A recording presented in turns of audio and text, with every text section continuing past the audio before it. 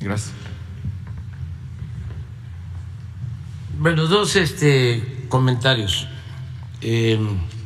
Uno de carácter general y otro más específico, ¿no? Sobre la encuesta. De carácter general, la denuncia constante en contra de la refinería de Dos Bocas la encabeza un senador muy conservador. Ese sería el cuento.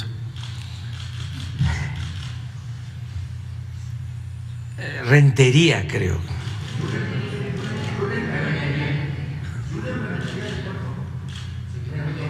Ese era el secretario de Obras o tenía algo que ver con el gobernador Yunes y ahora tiene aspiraciones allá en Veracruz.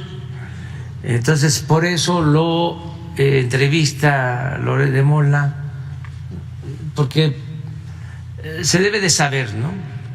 Ahora sí que, ¿de parte de quién? Si no se escucha el nombre y de dónde es o qué cargo tiene, y es importante que se sepa, ¿no?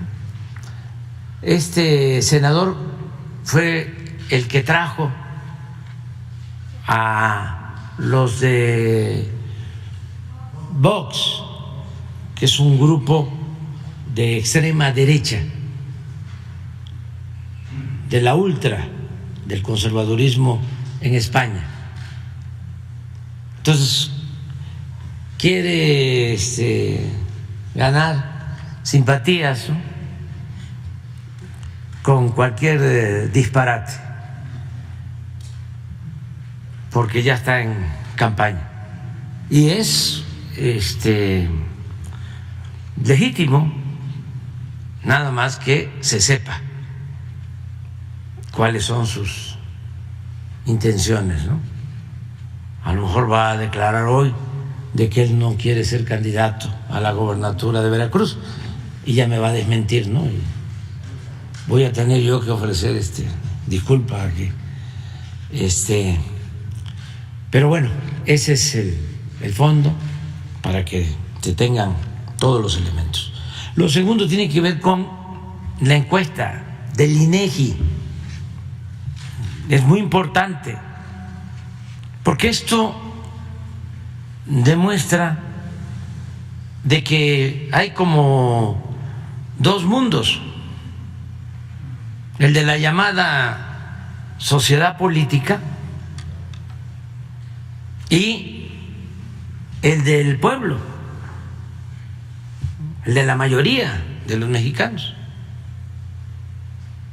Entonces, para la élite política, los grupos de intereses creados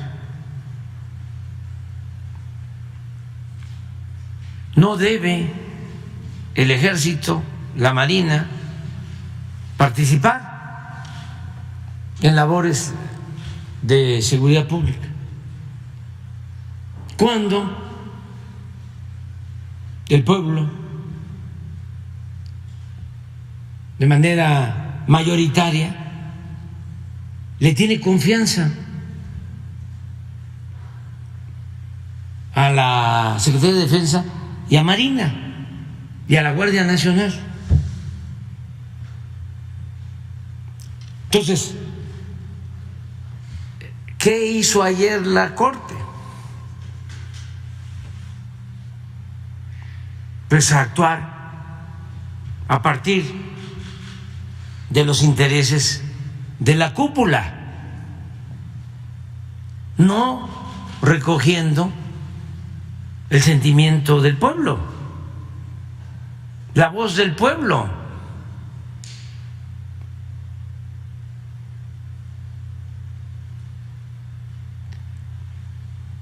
Y así era antes, y así quieren que continúen las cosas. que sea una élite la que decida siempre. Por eso hablo de que en sentido estricto no había una democracia en México, sino imperaba una oligarquía disfrazada de democracia, con una fachada democrática, porque dominaba una minoría. La oligarquía es el gobierno de los ricos, el gobierno de la minoría. La democracia es el gobierno del pueblo. Ese es el fondo. Ellos quisieran, nuestros adversarios, que se mantuviese el mismo régimen de corrupción, de injusticias, de privilegios, en donde todos los intereses contaran, menos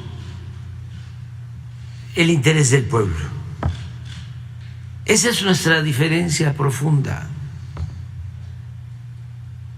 Entonces, por eso doy a conocer al pueblo de México mi postura sobre la resolución de la Suprema Corte de no permitir que la Guardia Nacional dependa de la Secretaría de la Defensa Nacional. 1. 8 ministros de la Suprema Corte, con excepción de 3, actuaron de manera facciosa el día de ayer y no con criterio jurídico, sino político, defendiendo las antiguas prácticas del régimen autoritario y corrupto, caracterizadas por la injusticia, el contubernio y la subordinación de las autoridades a la delincuencia organizada y a la delincuencia de cuello blanco. Es decir, para entendernos mejor, los ministros de la Corte, con excepción de 3, actúan al estilo del gobierno de Felipe Calderón y de su secretario de Seguridad, Genaro García Luna,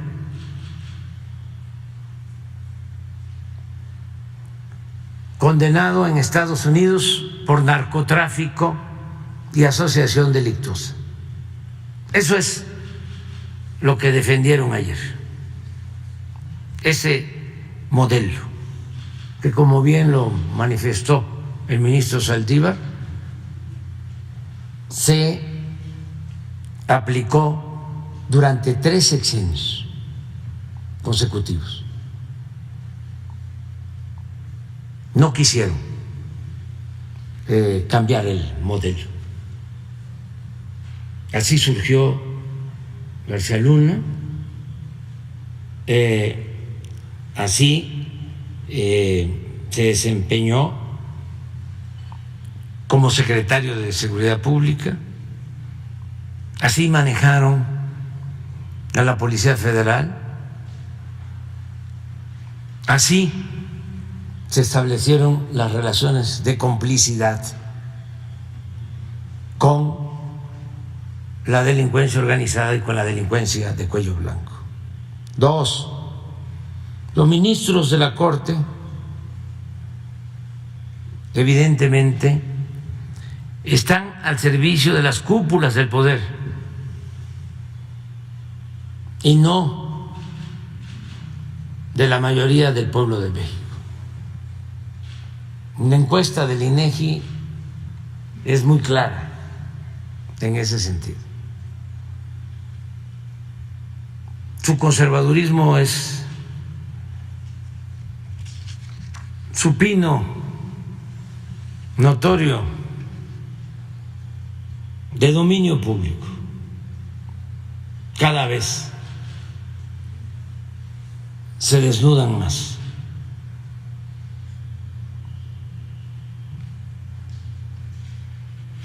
Se despojan de sus disfraces. 3, para no afectar la buena marcha y la consolidación de la Guardia Nacional,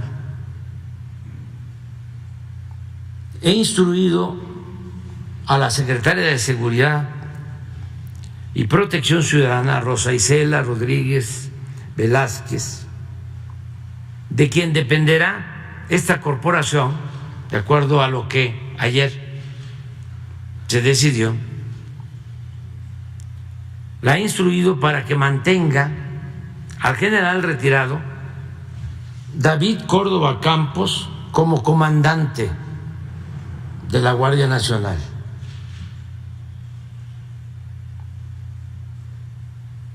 Por su buen desempeño, e inicie un recorrido, la secretaria Rosa Isela, por todas las instalaciones y cuarteles de esta corporación en el país para informar a los 130,000 elementos que la integran de que mantendrán sus salarios, prestaciones y ascensos, al igual que los integrantes de las Fuerzas Armadas, porque la seguridad pública es y seguirá siendo una prioridad de nuestro gobierno para garantizar la paz y la tranquilidad de nuestro pueblo, algo que hemos venido logrando, como lo demuestra esta encuesta y como lo demuestran los datos sobre incidencia delictiva. 4, asimismo, la Guardia Nacional continuará recibiendo, porque esto no lo impidieron en la Corte ayer, la Guardia Nacional continuará recibiendo la orientación, la formación profesional y el respaldo por parte de la Secretaría de la Defensa Nacional. En la Constitución se establece de que tanto la Secretaría de la Defensa como la Secretaría de Marina pueden ayudar en tareas de seguridad pública. Y necesitamos unir voluntades, esfuerzos, recursos para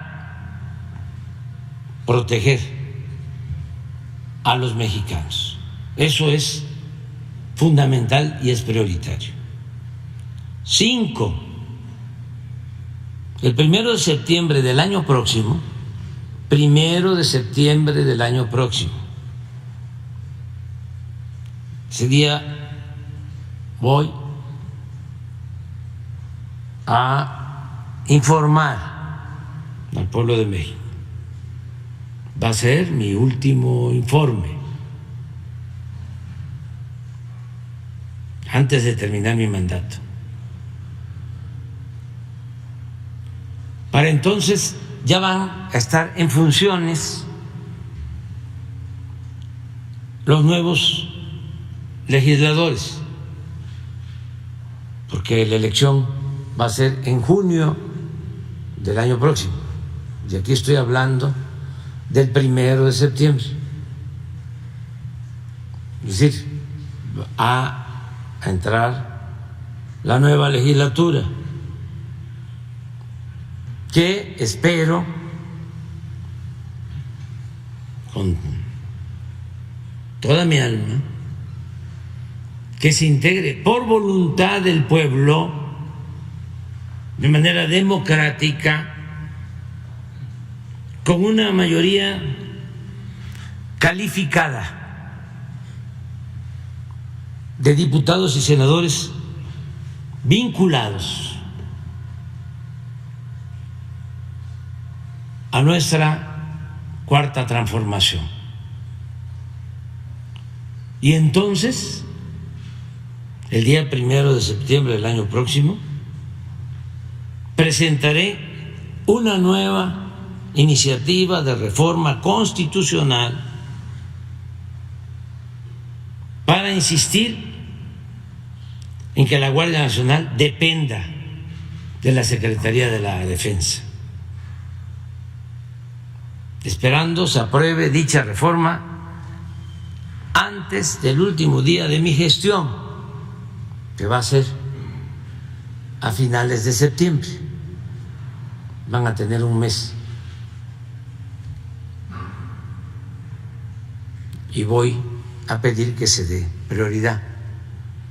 Va a depender de que el pueblo decida votar no solo por un candidato de nuestro movimiento, candidata o candidato, sino también, que es muy importante, por los legisladores,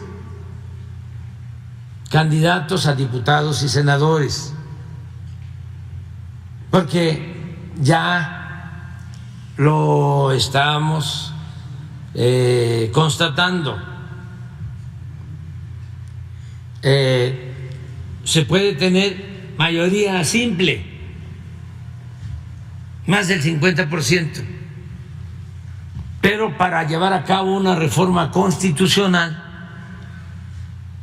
se requieren 2/3 partes de los votos.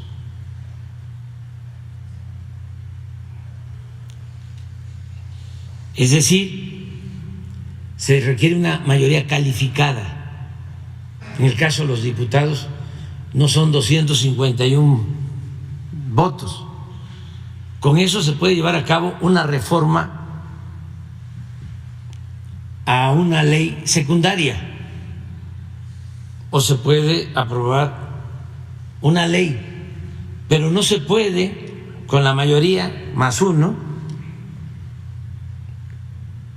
aprobar una reforma constitucional. Eso se tiene que conocer, porque se desconocía o no se sabe lo suficiente.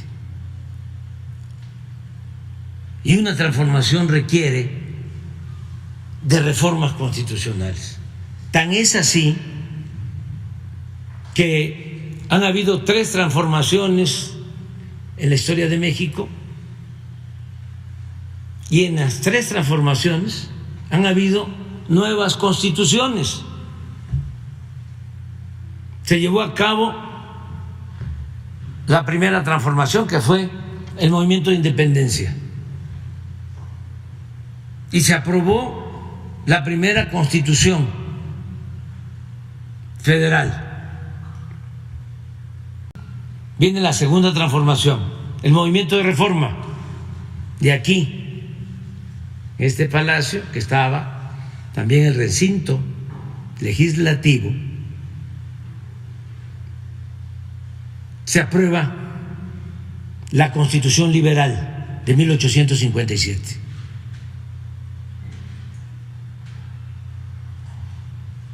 En la tercera transformación,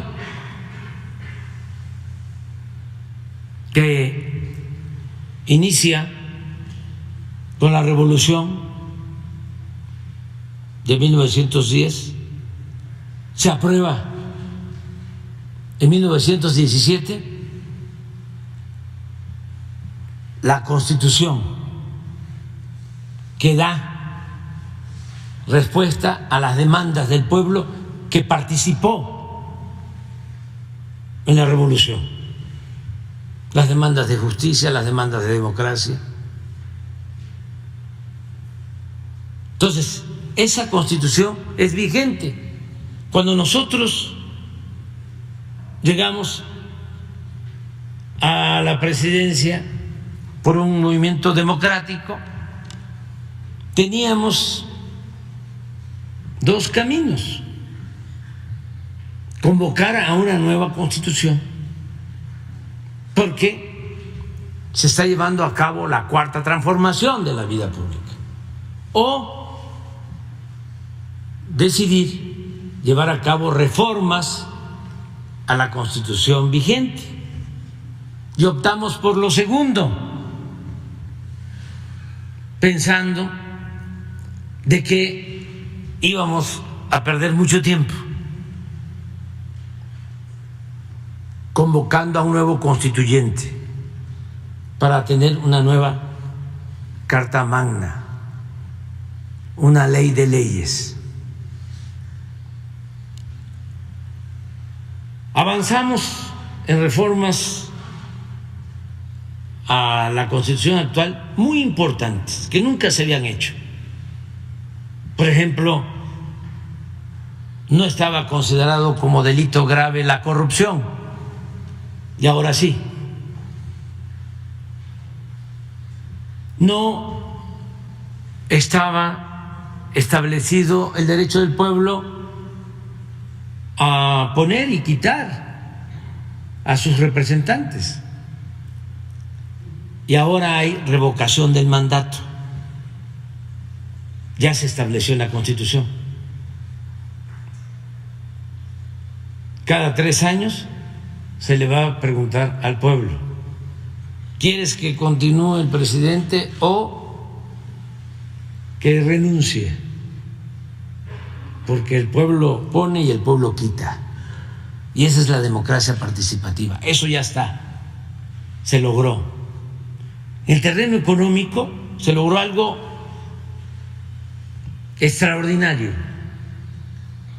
Se reformó el artículo 28 de la Constitución para prohibir la condonación de impuestos,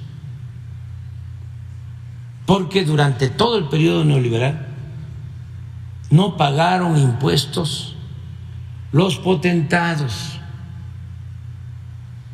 se les condonaban los impuestos a los bancos, a las grandes corporaciones empresariales.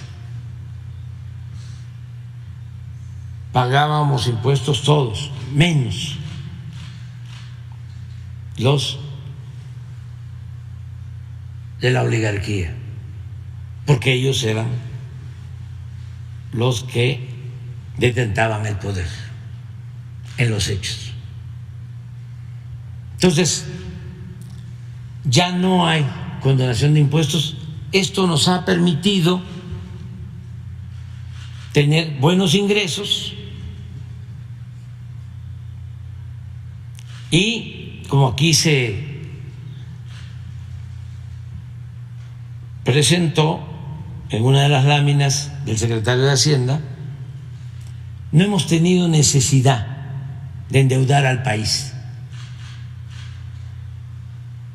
ni de aumentar impuestos, ni de aumentar el precio de las gasolinas, del diésel, del gas, de la luz,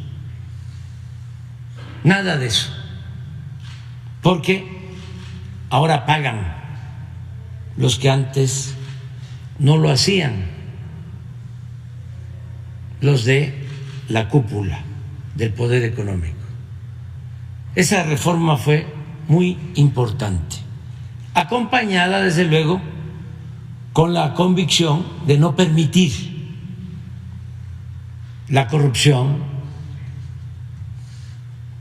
y no hacer un gobierno de lujos, sino un gobierno austero, siguiendo el ejemplo del presidente Juárez, de que no puede haber gobierno rico con pueblo pobre. Entonces eso también nos ha permitido obtener muchos ahorros, el que no haya corrupción y el que no haya lujos en el gobierno, derroche, gastos superfluos. Entonces, yo espero que se tenga mayoría calificada, 2/3 partes del nuevo Congreso, para que antes de que me retire pueda yo dejar esta reforma constitucional que es importantísima, porque es un blindaje para que no vaya a suceder lo que se padeció, de que la seguridad pública estaba en manos de la delincuencia. Hablaba yo de las reformas y no quiero dejar pasar una que es muy importante, que me llena de orgullo.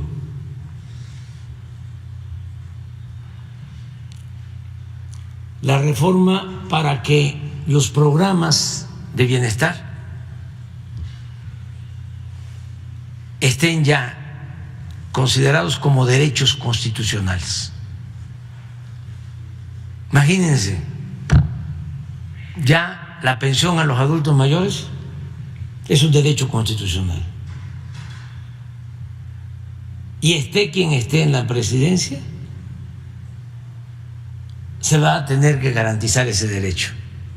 Además, ni siquiera van a tener la excusa o el pretexto de que no hay presupuesto, porque en la misma Constitución se establece, en un artículo transitorio, que estos derechos deben de garantizarse y que cada año tiene que ir aumentando el presupuesto para que sean atendidos. Lo mismo en el caso de las pensiones para discapacitados, lo mismo en el caso de las becas para estudiantes de familias humildes, lo mismo el derecho a la salud, atención médica, medicamentos gratuitos, lo mismo en el caso de la educación. No es como lo llevaron a cabo o querían establecerlo en definitiva los neoliberales neoporfiristas corruptos, el convertir la educación y la salud en privilegios cuando se trata de derechos de nuestro pueblo. Entonces, este es el texto. Termino diciendo, el propósito es de que nunca se regrese a la terrible época de contubernio entre delincuentes, potentados y autoridades. Entonces, esa es nuestra postura con relación a lo que resolvieron los ministros de la Corte.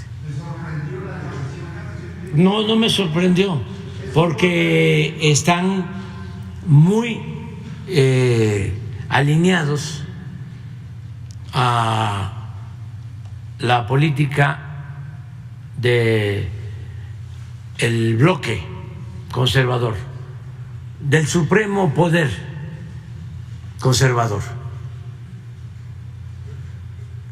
Quedaron más expuestos, y por eso no hay mal que por bien no venga, porque esto ayuda mucho a entender cómo debemos seguir luchando para consumar en definitiva la transformación que requiere el país.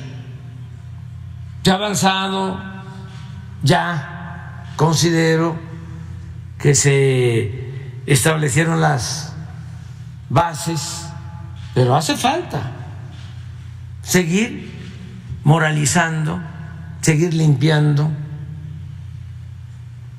seguir purificando la vida pública. Es un tiempo importantísimo en nuestro país. Son momentos estelares en nuestra historia. No nos podemos quejar. ¿Cuándo íbamos a pensar que se iban a vivir todas estas cosas?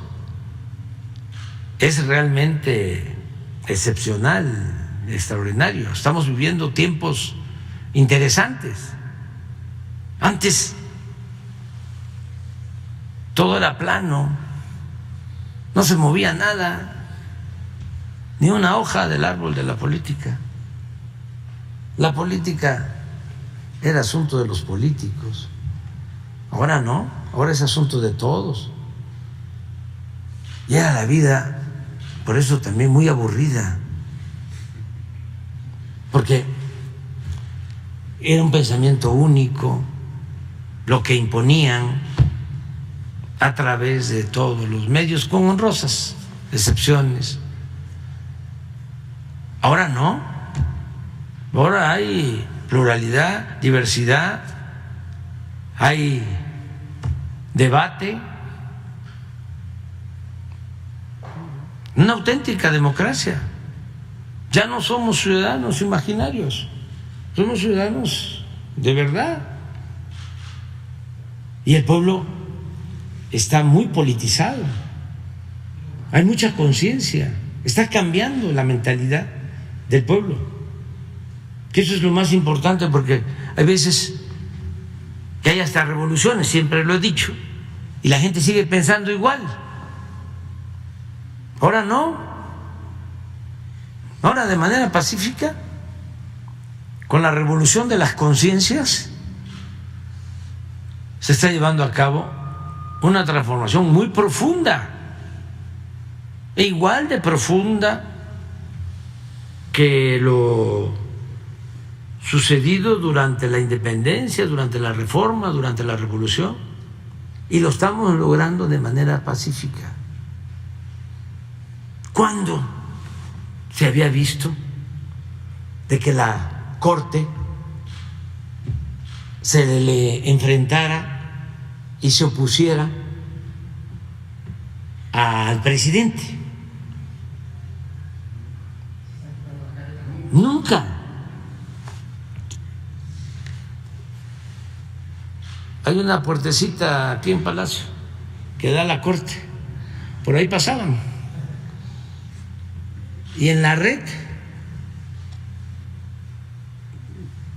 en el teléfono rojo, había comunicación con el presidente de la Corte. Entonces, qué bueno que estamos viviendo todo esto, porque ya no hay simulación. Antes se hablaba de división de poderes, pero el poder de los poderes era el presidente, era el ejecutivo. El poder legislativo y el poder judicial estaban subordinados, eran apéndices. Entonces ahora, gracias al movimiento democrático, a la lucha de millones de mexicanos, estamos viviendo estos momentos de cambio, de transformación, y hay un auténtico Estado de Derecho, no un Estado de chueco o de cohecho, porque nosotros vamos a cumplir con lo que resolvieron los ministros de la Corte, pero al mismo tiempo pues vamos a ejercer nuestros derechos y facultades. Entonces es interesante.